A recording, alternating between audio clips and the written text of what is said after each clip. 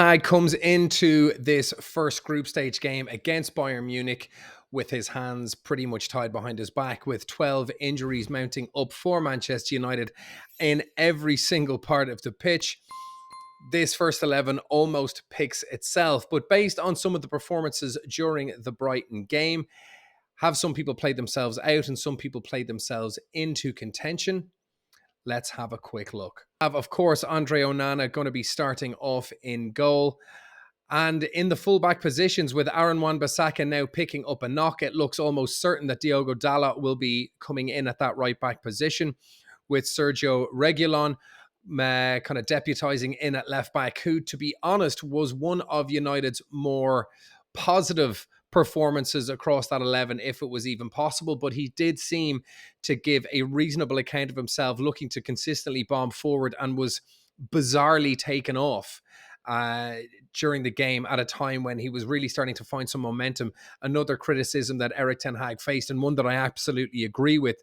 I think Reguilon should have been staying on that pitch, given he was one of the bright lights for United. So hopefully Reguilon will be able to provide some sort of width in United's attack, provide some forward impetus, and to work well with Marcus Rashford along that left-sided flank, and to try and give Bayern Munich something to think about. In the middle of the pitch, it looks a little bit more obvious with the likes of Lindelof and Martinez. It was rumoured both players had a bust-up in the dressing room after the Brighton game. Nice to see that the players still care and actually give a shit. These things are pretty common. The two big worries about something like that is, number one, that it's news, which it's really not. Every club across the land has rows between players. Before games, at halftime, and after games, it's pretty much par for the course. But the big concern for United is, if indeed it is true, who is the leak? Is it Harry Maguire? Maybe trying to cause a little bit of unrest and get himself back into the starting lineup. Who knows? United have moved to deny such rifts, and that there is team harmony and everyone's backing Ten Hag and everything is rosy despite all the stuff that is surrounding the club. Either way, it looks like Lindelof and Martinez are the ones that are going to be playing in the centre of United's defence and making up that back four. The midfield, it will start to look a little bit more defensive, and I certainly hope so. This is a game that I think United will be absolutely looking to not lose. I don't think it's even slightly reasonable for us to be able to go to Bayern and come away with 3 points when we can't even do it at home to Brighton. So with all the furore surrounding United and the lack of positivity around the club in terms of performances, personnel, results, etc., I think it's very fair that United should go with quite a negative way of playing, which is defend for your lives and try and come away with a point, or at least do not get absolutely spanked in this group. It's sad to say that a club like United would have to go to any match with that kind of attitude, but I think it's quite clear that in the midfield, it's going to be Bruno, it's going to be Casemiro. Those two are undroppables. They're going to be guaranteed starters, despite Casemiro's poor form. He did play well for Brazil when he was away on international duty with them, and he will have to play himself into fitness again. United have paid a lot of money for him. He hasn't started the season well, but it is undoubtedly one of United's midfield undroppables, along with Bruno. So who else makes up that United midfield in the trio? For me, the only person that can come in is McTominay. A lot of people are hoping that Sofyan Amrabat is going to come in and play alongside Casemiro just to bring a little bit of extra solidity into the midfield. While Sofyan Amrabat is back training with the Manchester United squad, he is training separately, doing one-to-one training sessions. So to expect his debut for United to come away from home against Bayern Munich without having played any sort of minutes or a warm-up game, I think is frankly a little naive. He might make the bench. However, I do expect that it's going to be Scott McTominay that's partnering Casemiro in the base of that defense. He is the only defensive player that can come in and play beside Casemiro that's got any sort of defensive nous. I think it's a bit too much to expect Hannibal to come in. Mount is just coming back from injury. Again, I don't think he's got the tactical nous to be able to put up any sort of fight against Bayern Munich's bottom two, which will undoubtedly be Kimmich and Goretzka. With United playing the way they've been playing, I think a kind of back six will be very, very important. Hopefully, with Reguilon being able to come back and provide some defensive solidity when after he's bombed forward and coming back to help out. It does look like McTominay will get the nod despite how poorly he played in the Brighton game. That was as much down to Ten Hag's poor tactics and being unable or incapable of adapting to De Zerbi's change after that initial 20 minutes, with United then being basically played around, their diamond midfield being nullified and basically being played around the sides of that diamond and not really playing through. And that diamond being stretched out wide with all the players not really being able to cover ground that was then necessary with De Zerbi's tweak. So that's United's midfield three. Casemiro, McTominay with Bruno up front. I certainly hope that is the midfield three that United start with. It only makes sense for Scott McTominay to start that game. I don't know who else can really come in and partner Casemiro there, given the injuries that we currently have. And I think it will be a little bit too much for Eriksen to be putting in a defensive shift to try and prevent Bayern Munich from doing what we know they can do so well. United's front three, I think it's quite clear that Rashford is going to start out left, hopefully who has a better game than he did last time. He started brightly in the first few minutes, carving out some chances, but he was a selfish son of a bitch.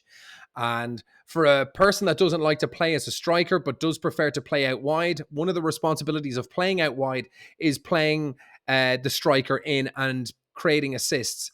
And the selfishness he displayed in that Brighton game was there for everyone to see.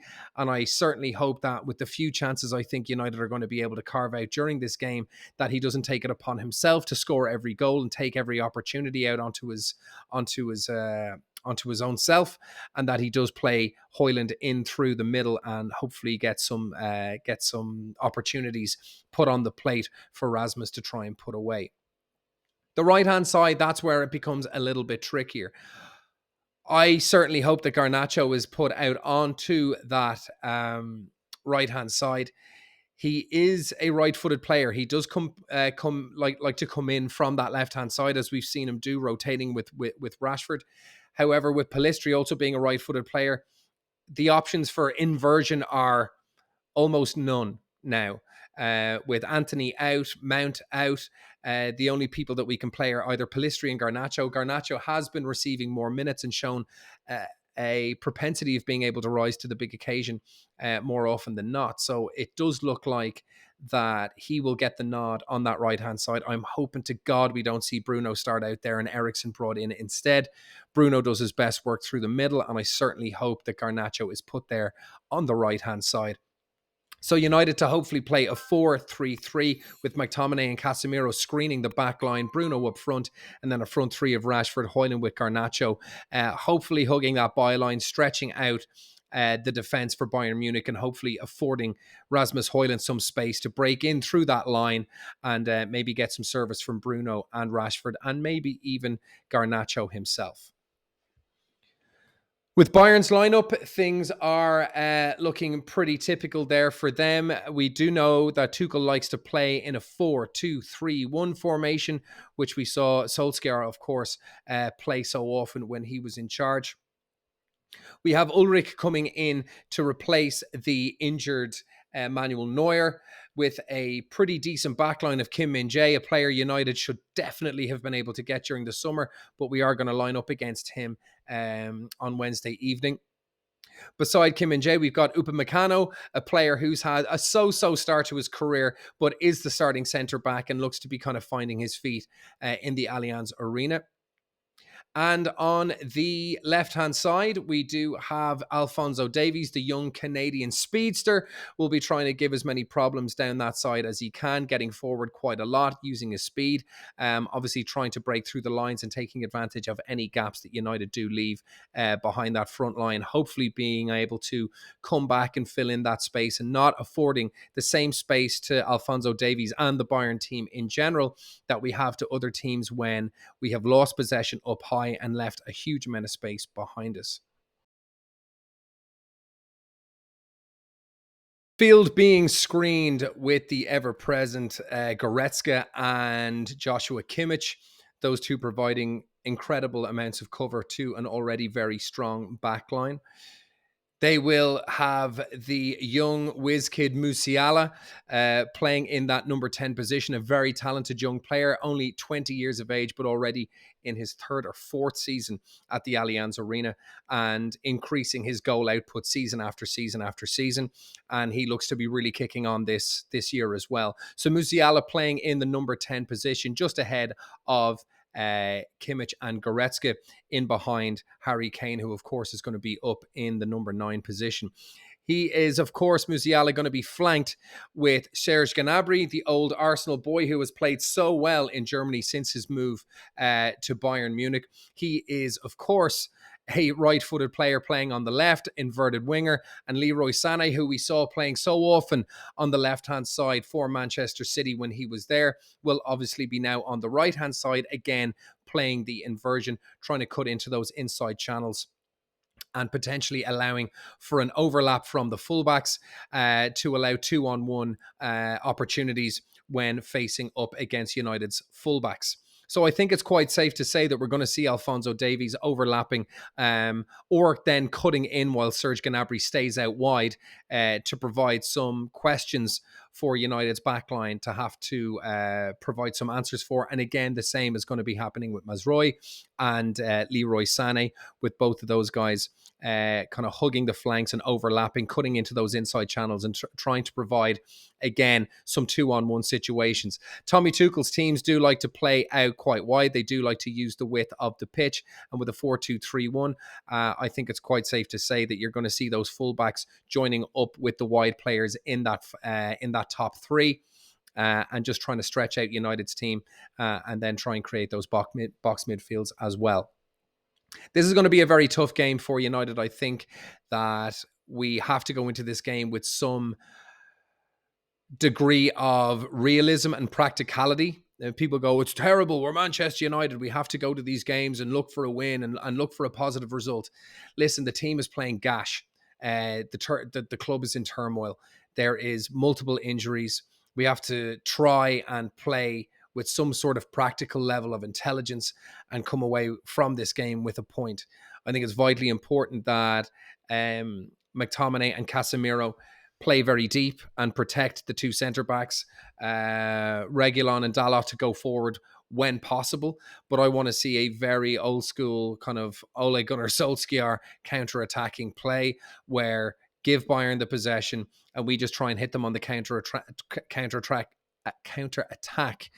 and try and use the speed and deep-lying play of Rasmus Højlund, who will, of course, come back and be helping out into the midfield. He does like to pick up the ball deep, particularly on that left-hand side, so combining well with Marcus Rashford, and to try and get the speed of Garnacho and Rashford to try and pump up those flanks, to cut in, try and find some opportunities and get in behind that Bayern Munich defence. But I think it's vitally important that we play very deep, don't try and get too fancy, don't try and get too clever, and just allow the team to soak up the pressure that we get from Bayern. They're going to be under pressure to attack and to win against a weakened United team. They will push forward and they will try and score.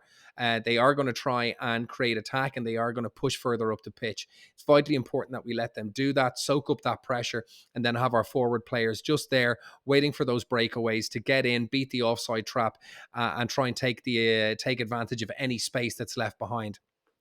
I think what will happen with Tuchel's team is that he's quite often going to convert into a 2-3-2-3 kind of formation where Min-jae and Upamecano will stay on the edge of the box with Mazraoui and Davies pushing further up the pitch to join Kimmich, to kind of create a second defensive screen to try and recycle the ball and take advantage of any overlapping opportunities that they can have, with Musiala and Goretzka then pushing up a little bit more forward, with Gnabry, Kane and Sané then completing that final trio. This is going to provide them with a lot of options to try and recycle the ball, to keep pushing United back, and hopefully should provide some space for our attacking players to take advantage of anything that they can get on a breakaway with Davies and Mazroy, hopefully pushing too far up and leaving Kimmich, Min-jae and Upamecano exposed, hopefully for a 3-on-3 or a 4-on-3. I think that's going to be United's best bet of taking advantage of what will eventually be a 2-3-2-3 formation with Bayern Munich in attack.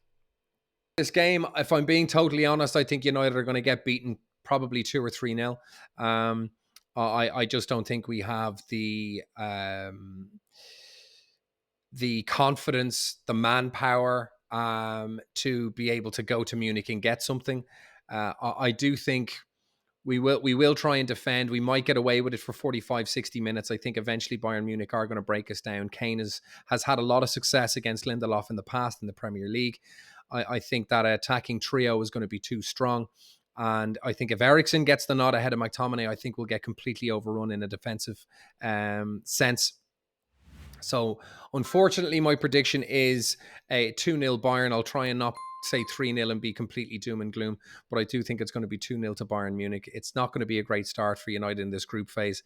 I think we just need to get this match over and done with, try and not come away with too many injuries, try and put in some sort of a performance where we can still hold our heads high and go into the next round of Premier League games, which the fixtures are reasonably kind compared to the games that we've played so far.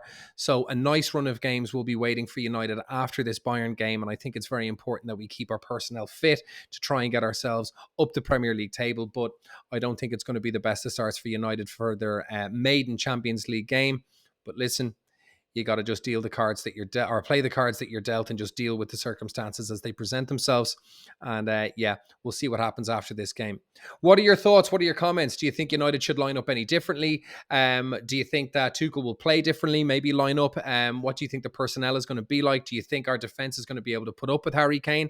And of course, leave a like. Please subscribe to the channel if you like the content that I'm producing. Hit the notification button and you'll get notifications every time I've got a new episode up. Thank you very, very much for joining in. I hope you enjoy the match.